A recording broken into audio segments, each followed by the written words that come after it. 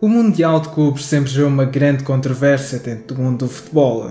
Para uns não passa apenas de um torneio amigável e que serve apenas para cumprir calendário, enquanto para outros é a oportunidade perfeita para mostrar ao mundo o que vale o seu futebol.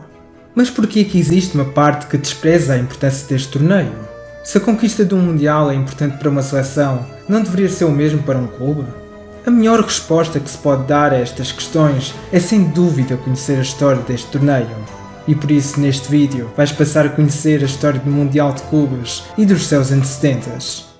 Nos primórdios do futebol era muito difícil saber realmente qual era a melhor equipa do mundo, uma vez que era muito complicado realizar encontros internacionais naquela época. Claro, tirando o caso isolado do Reino Unido. E pelo facto dos britânicos terem essa vantagem, eles próprios intitulavam-se os melhores do mundo. Mas claro que essa ideia não convenceu a todos, e no início do século XX foram criados inúmeros torneios internacionais para ver quais eram as melhores equipas daquela época. Em 1904, graças à realização da Coupe foi criada a primeira grande federação a nível global, a FIFA. Desde cedo, a Federação tinha como objetivo criar um torneio internacional de clubes. No entanto, tornar essa ideia numa realidade não era assim tão fácil como parecia. E por isso a FIFA decidiu focar-se mais no futebol de seleções. Em 1909 surgiu a primeira tentativa, segundo a FIFA, de organizar um torneio mundial, o troféu Sir Thomas Lipton. Bem, apesar do sucesso desta competição, este não era nem de longe um torneio a nível mundial, pois só tinha clubes europeus. Ao longo da primeira metade do século XX, existiram diversos torneios internacionais, tanto na Europa como na América do Sul. Inclusive algumas delas foram apoiadas pela FIFA, como os casos da Taça Latina e do Campeonato Sul-Americano de Campeões. No entanto, todas elas estavam abaixo das ambições da FIFA, pois eram apenas competições continentais. Mas foi em 1951 que aconteceu realmente a primeira tentativa de organizar um torneio com clubes de diferentes continentes. E essa competição foi o Torneio Internacional de Clubes Campeões, ou simplesmente a Copa Rio, que foi organizada pela CBD e ocorreu no Brasil. E sim, é esse o torneio que o Palmeiras reza para que seja finalmente reconhecido pela FIFA. Apesar de não ter reunido um número de equipas ambicionadas, a Copa Rio foi sem dúvida um grande marco na história do futebol naquela época e serviu de inspiração para vários torneios que a sucederam.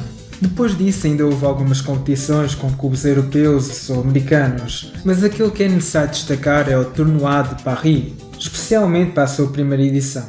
O torneio contou apenas com 4 clubes e a decisão do título foi entre o bicampeão europeu, o Real Madrid, e o Vasco da Gama, o campeão carioca de 56. Sem dúvida, o Real era o favoritíssimo para ganhar aquele torneio, no entanto foram os brasileiros que o venceram. E claro, esta conquista deixou a imprensa europeia perplexa, permitindo assim que os europeus começassem a olhar com outros olhos para o futebol sul-americano. Além desta consequência, a vitória do Vasco em Paris contribuiu significativamente para a criação de um torneio semelhante à Taça dos Campeões Europeus, por parte da Conmebol. Muito graças a isso começou-se a sondar também um torneio intercontinental para reunir o campeão europeu e o sul-americano. E a principal pessoa que incentivou essa ideia foi o presidente da CBD da altura, João Havelange. Não foi difícil obter a aprovação dos europeus e em 1960, depois do arranque da Copa dos Campeões da América, em julho realizou-se a primeira edição da Taça Intercontinental, sendo a UEFA e a Conmebol os responsáveis por gerirem este torneio. O formato da competição era bastante simples. Resumia-se a 2 jogos, um realizado na casa do clube que representava a América do Sul e o outro era no estádio do clube europeu. E quem levasse a melhor seria o campeão do mundo. Sim, eu disse campeão do mundo. E sabem quem que não gostou nada de ouvir isto? A FIFA. A Federação Internacional não aceitava que a Taça Intercontinental servisse como meio para definir o melhor clube do mundo, uma vez que se restringia apenas a clubes de 2 continentes. Por isso a FIFA lançou um ultimato às 2 confederações, e a UEFA e a Conmebol acabaram por ceder às exigências da FIFA. Mas a pergunta que fica é, mudou alguma coisa? Não. Mas agora falando realmente de futebol, o primeiro clube a receber o troféu deste torneio foi o Real Madrid, após derrotar o Peñarol no jogo no Bernabéu. Durante esta primeira década, verificou-se um grande equilíbrio de conquistas entre sul-americanos e europeus. No entanto, nem tudo são flores, e desde o seu início o torneio estava destinado a envolver-se em grandes polémicas. E tudo começou em 1967, na decisão entre o Celtic e o Racing. Mas antes de falar do que realmente aconteceu, tenho primeiro que vos contextualizar sobre o que conduziu para esse triste episódio. Naquela altura vivia-se um ambiente de extrema violência na Libertadores, vindo das equipas uruguaias e argentinas. Como os campeões dessas edições foram sempre ou uruguaios ou argentinos, consequentemente a violência alastrou-se também para a taça intercontinental. Este comportamento já era muito criticado pelos europeus, no entanto foi nesta edição de 1967 que fez acabar de vez com a paciência dos clubes do velho continente. E o que é que aconteceu em concreto? No segundo jogo, que foi na Argentina, o ambiente nas arquibancadas estava muito agitado e além disso o guarda-redes titular do Celtic foi forçado a falhar o jogo depois de ter sido atingido por um objeto no seu rosto.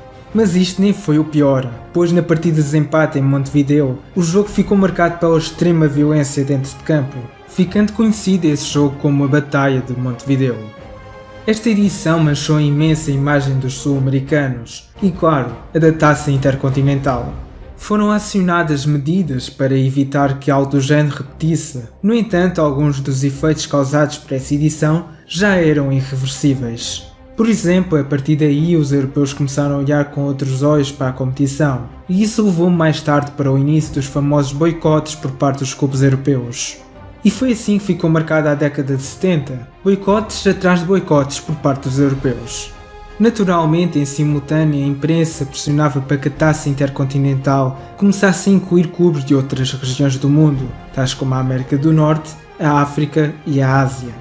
Já a FIFA e outras confederações continuavam a insistir num acordo com os europeus e sul-americanos para criarem um mundial envolvendo clubes de todas as regiões do mundo. Apesar da CONMEBOL até ter gostado da ideia, os europeus continuaram a oferecer resistência à pressão e recusaram a ideia. Perante esta crise, tudo parecia que era uma questão de tempo até a taça intercontinental acabar. No entanto, de repente surgiu uma esperança vinda da outra ponta do mundo para salvar esta competição. E isso aconteceu em 1980, quando a Associação Japonesa de Futebol se ofereceu a organizar o torneio no seu país, oferta que foi aceita pela UEFA e a CONMEBOL, também muito devido ao patrocinador em questão. Assim, a partir daí, o torneio passou a ser realizado todos os anos em Tóquio, num jogo único. Com a mudança da final para o Japão, os clubes europeus ganharam ainda mais motivos para desprezarem a competição, uma vez que eram contra a sede do torneio, tanto pela duração das viagens, como também pela fraca tradição futebolística do país anfitrião. Assim, a taça intercontinental continuou a ser vista como um mero torneio amigável aos olhos dos europeus, e muito por conta disso a UEFA, com medo de surgirem mais boicotes, começou a obrigar os clubes a comparecerem no jogo, senão iria puni-los severamente. Durante as 2 décadas seguintes, o torneio reuniu grandes jogos, notando-se um grande equilíbrio entre as equipas sul-americanas e europeias, tanto em questões futebolísticas como também em questão de títulos. Em 2000 apareceu finalmente o desejado torneio da FIFA para oferecer concorrência à taça intercontinental. Esse Mundial de Clubes foi realizado no Brasil, no mês de janeiro desse mesmo ano. Ao contrário do torneio que se realizava até então no Japão, esta competição incluía clubes de todos os continentes. À semelhança do formato da taça das confederações da FIFA, este torneio também dava uma vaga a um clube do país anfitrião, que neste caso foi destinado ao campeão brasileiro de 98, o Corinthians. Apesar da grande dificuldade para reunir todos os campeões continentais do ano 99, o torneio correu bem e numa final brasileira no Maracanã, o clube paulista consagrou-se campeão mundial em cima do Vasco. Embora o esforço, a FIFA não conseguiu dar continuidade nos anos seguintes à sua competição e por isso a taça intercontinental continuou firme até o ano de 2004. No ano seguinte deu-se o fim oficial à taça intercontinental e no seu lugar ficou o Mundial de Clubes da FIFA. Nos primeiros anos o torneio continuou a ser realizado no Japão, mas agora num formato de sistema de eliminatórias. Nessas edições no país asiático, consagraram-se 2 campeões europeus e 2 sul-americanos, quer dizer, 2 campeões brasileiros. A partir de 2009 a FIFA decidiu adotar o sistema de rodízio de sedes, passando assim a ser realizado em diferentes países ao redor do mundo. Durante esta última década, o Mundial de Clubes estabilizou-se e apesar dos europeus continuarem a manter a sua posição face à competição, foram eles que se consagraram campeões em praticamente todas as edições que houve. Desculpem, quase todas, pois o Corinthians é até o momento deste vídeo o último clube não europeu a ganhar o Mundial. Quem sabe se nos próximos anos haverá um clube campeão não europeu.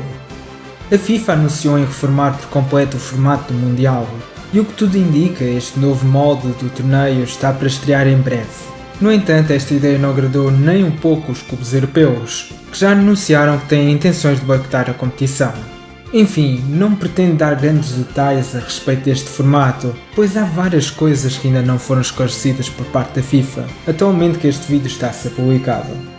Outra coisa muito importante é que a FIFA reconheceu em 2017 todos os campeões da Taça Intercontinental como campeões mundiais. No entanto, deixou também muito claro que não existe nenhuma relação direta entre a Taça Intercontinental e o Mundial de Clubes da FIFA. Enfim pessoal, espero que tenham gostado do vídeo. Se cometi algum erro ou esqueci-me de algo que acho que era relevante mencionar no vídeo, por favor, comenta aí em baixo. Além disso, se ainda não és inscrito no canal, por favor, clica no botão vermelho, ativando também aquele sininho para não perderes nenhum vídeo. Segue-me também nas redes sociais e claro, partilha este vídeo aos teus amigos, pois acredita, isso ajuda-me imenso. Obrigado por teres assistido até aqui e até daqui a 4 meses. Calma, estou a brincar.